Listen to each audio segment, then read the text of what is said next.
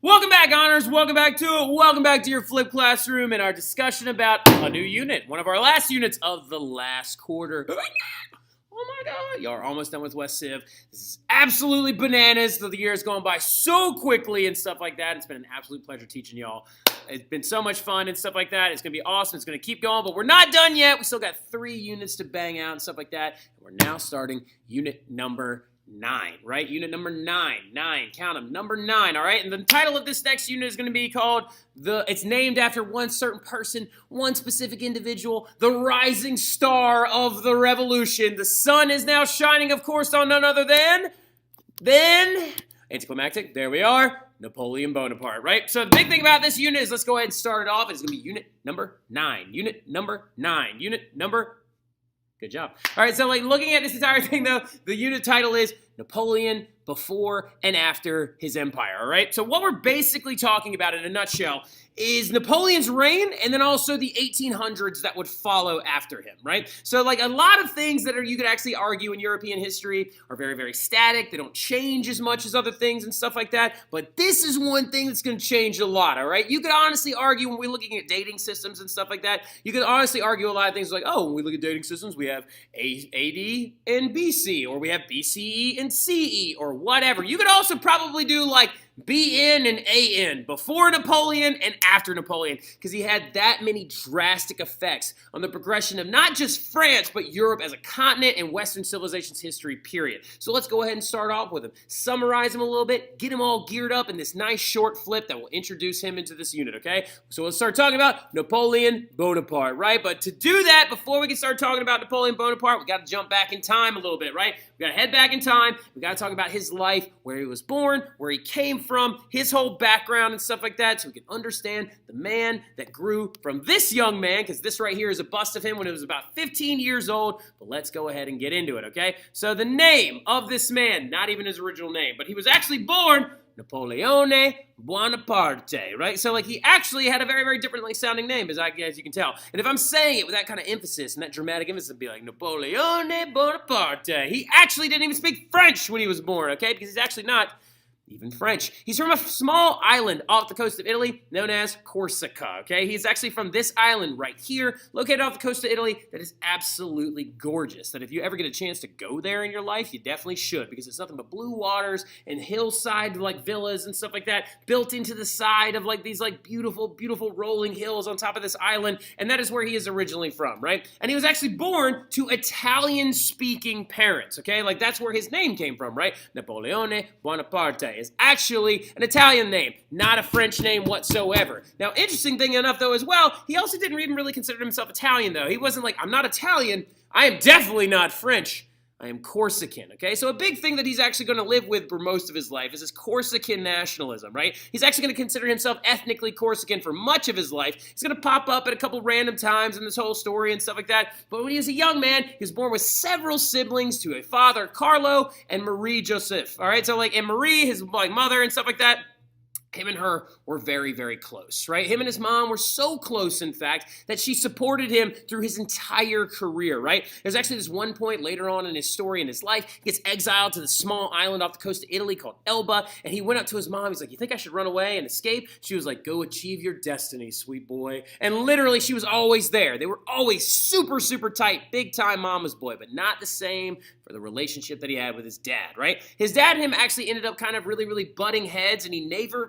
forgave him for one particular thing. And the thing he never forgave him for was giving up the land of Corsica to the French, okay? So like Corsica being that small island, having a lot of natural harbors on it and stuff like that, and being right next to Italy and right above Sardinia, the thing about it was is that the French looked at this island, they were like, look, if we take this bad boy over, we can make a lot of money off this midway point stop in the Mediterranean, and we can use it to create larger trade networks through the Mediterranean Sea, because as the British are growing their naval dominance all over the world, we got to keep figuring out ways to make money, right? Off of trade. So let's go invade this little island called Corsica, where young Napoleon lived at the time. And when his father, Carlo, his dad, Napoleon's dad, actually fought against the French, tried to preserve Corsican nationalism, but he eventually surrendered, right? And he surrendered to the French army. Napoleon never forgave him for this, right? Never forgave him for giving up Corsica and the lands to the French. And since their relationship was kind of struggling and tense, the biggest thing about it, though, is Carlos still wanted to look out for him, right? And he was still like, I still want my son to have the best education the world, that money can buy, even if we're not that close anymore. And so he enrolled young Napoleon in the most prestigious French military school at the age of 9, right? So at the age of 9, he goes off to military school, to boarding school in southern France, and the second he gets there, he starts getting picked on, right? He has very, very big traumatic experiences with bullies and stuff like that early on when he actually enrolls in this prestigious French military school. Why? Because they picked on him for a couple of things, right? One, they picked on him because he was kind of short, right? So he was a little bit shorter than most when he was young and stuff like that, mainly because he was a late bloomer. But really, really quickly, okay, just because he entered into puberty and stuff like that later in life, because like all the other boys were taller than he was for a little while, and their voices were changing and his wasn't at the time. Something this is going to predicate, though, is a very vicious myth about this man, right? Fun fact, Napoleon actually wasn't that short, all right? So he was 5'7", 5'6", which was about average height at the time of all French people. Now, granted, there's a big thing that you got to kind of like factor into this. It's like, that's including poor people who didn't eat very well and then also rich people who did. But still, at the time, he was about average height when he did grow up and he did pass like all these different developmental stages and stuff like that. But at the time when he was young, he was shorter than most. He was a little bit of a late bloomer, and they picked on him for this. They also picked on him because he spoke French with an Italian accent, and also he had an Italian name. So the thing about it was he didn't have a lot of friends when he got there. So what did he do?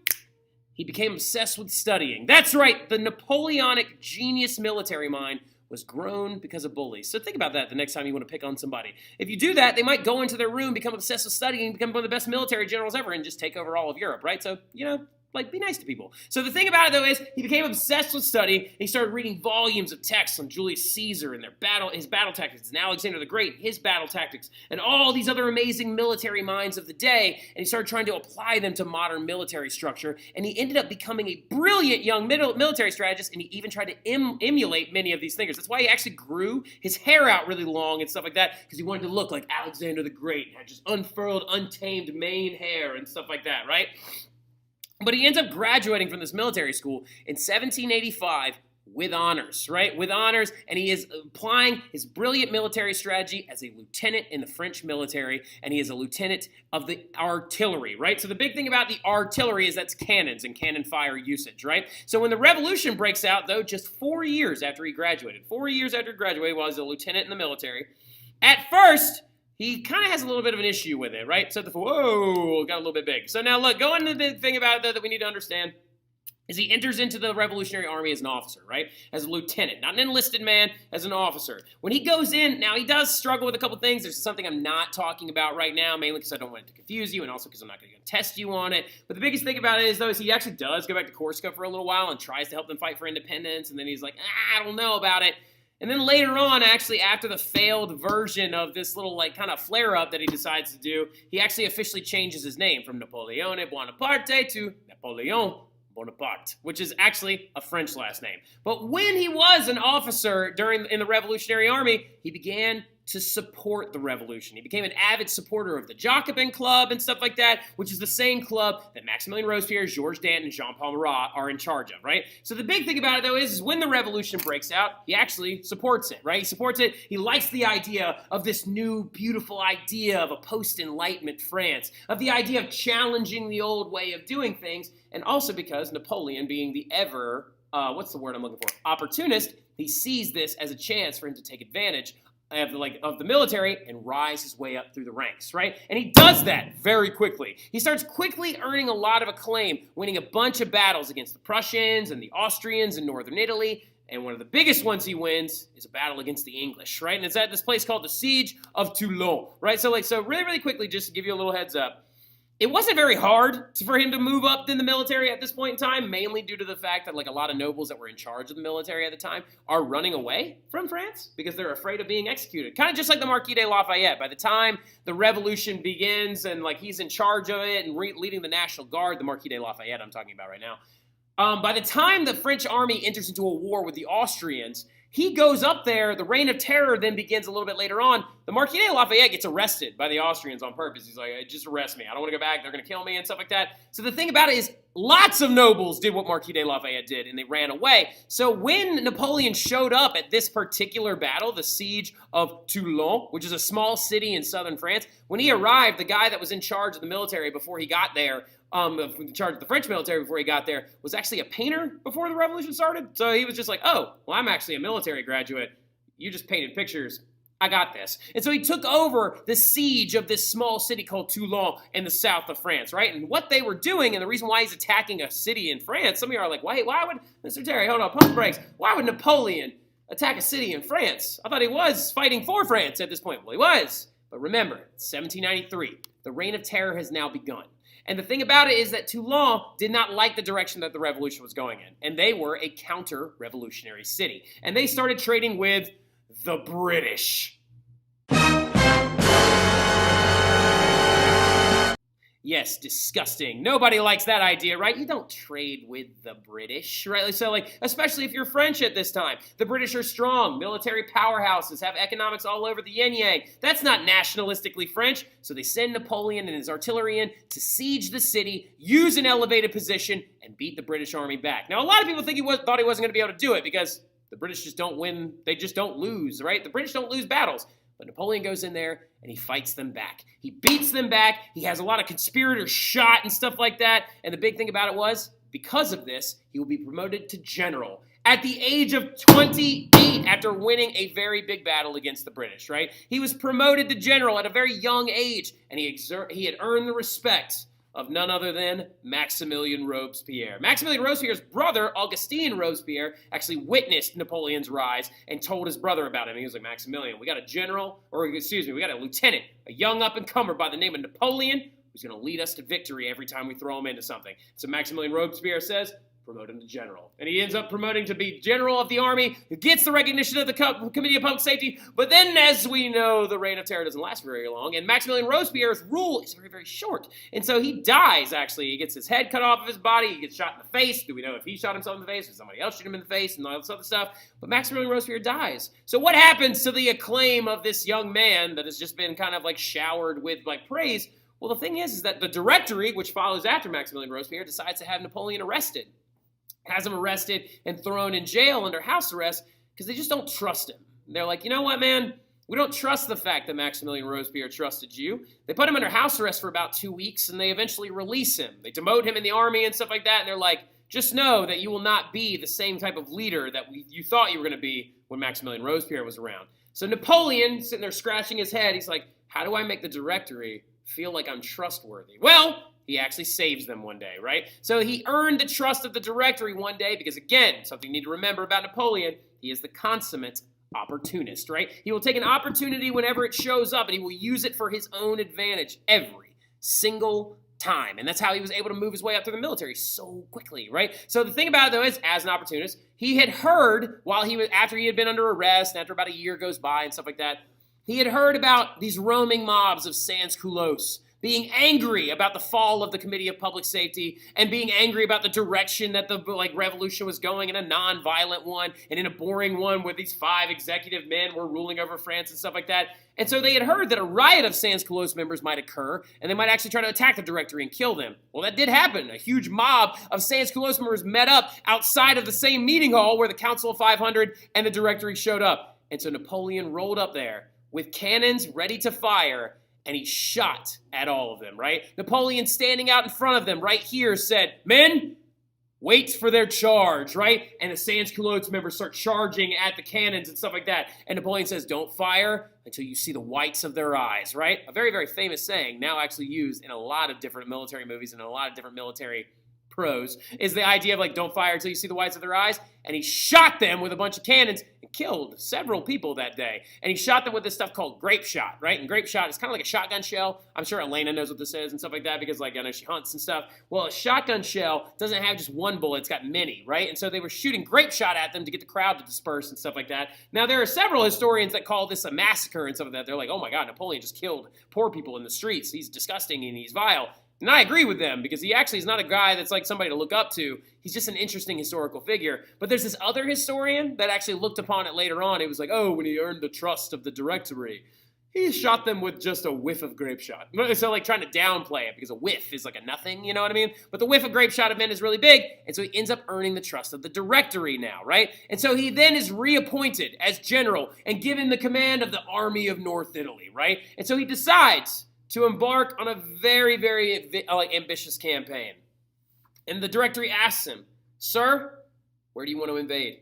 For the glory of France, where should we invade? What should we do here, right? You are Napoleon Bonaparte, the general of the French military. Where do you want to go, right? And he decides he wants to try and take down his biggest rival, the British, right? He decides, he's like, we need to curtail those Brits over on that island. We need to limit their growth. We need to stop their colonies. We need to interrupt their trade. We need to destroy them from the within, right? Because the big thing about it is what can you not do to the British? You can't invade them directly. No one's invading the Isle of Great Britain directly. No one's done it since William of Orange did it in the Glorious Revolution, but he was asked to come over there and do it, right? So it's a little bit of a different story. Well, the thing about it is, though, is he wants to attack the British, and he decides the only way we can do this is by destroying their wallet and attacking them and their trade, right? And so he decides to go after them. But the big question to ask yourself, though, is like, well, why the British? Like, why them in particular? Like, why did he want to go and do this to them? Well, a lot of it had to do with the fact that the British Empire was growing significantly. Their trade was now worldwide. Their navy was unstoppable. So the big thing was he wanted to try and limit their growth and promote the growth of France, right? And another reason why is because they made fun of him all the time, right? This is a British political cartoon right here, actually coming after the invasion that he's about to do, showing Napoleon being very small and short in stature and stuff like that. They would call him the little general all the time, and that's why most people think he was so short. They also said he was vicious and that he had the blood of the innocents on his blades and that he would actually do these big, they make these political cartoons showing him killing and stabbing innocent women and children and stuff like that. So he just hated their guts, right? Because he was like, they're making me look bad, and also I don't like how powerful they are, right? So he decides to go off, and he's like, we must invade one central location. None other than Egypt. Wait a minute. Egypt? Why are we invading Egypt? Okay, Mr. Terry, pump the brakes. Back up, Terry. Bag up, Terry. Put it in reverse, Terry. Put it in reverse. Oh, Lord, Jesus. Oh, Lord. Why Egypt? Really? So why would you go after Egypt? That doesn't sound like very British. It's not like they're over next to the pyramids going, oh, tip-top cheerio. Well, the reason why they want to go and invade Egypt is due to the fact that he wants to cut off their trade, right? And this is where we're going to start in class tomorrow. He wants to sever their trade link from Great Britain to India. And Egypt is the middle point between those two, because the British would actually go in, wrap around the Iberian Peninsula, unload all their stuff off in Egypt, pick it up, move it over the land to the Suez, and then go by boat the rest of the way. So they didn't have to go around Africa, because that wasted them a lot of time, wasted a lot of money. So the big thing about it is they were like, look, Napoleon says if we invade Egypt, right, if we cut them off at the source, they'll have to go all the way around Africa. It'll take them way longer to move all their product and stuff like that, and we can destroy them economically, right? So the thing about it, though, is he does have a couple of early victories, right? He actually has a lot of early victories on land, okay? So the thing about it is he had this one big victory at this place called the Battle of the Pyramids. He had another big victory at this place called the Battle of Cairo against combined Ottoman and British forces. But the invasion was ultimately a failure, right? Which is not something Napoleon's used to. He doesn't lose battles very often, right? But an invasion's an ultimate failure because he lost the key battle at the mouth of the Nile River. It's called the Battle of the Nile. And he lost it against a very, very important man, a man by the name of Admiral Horatio Nelson. And we'll talk about him, and we'll talk about the invasion of Egypt a little bit more when we get back in class. But I'll see y'all soon.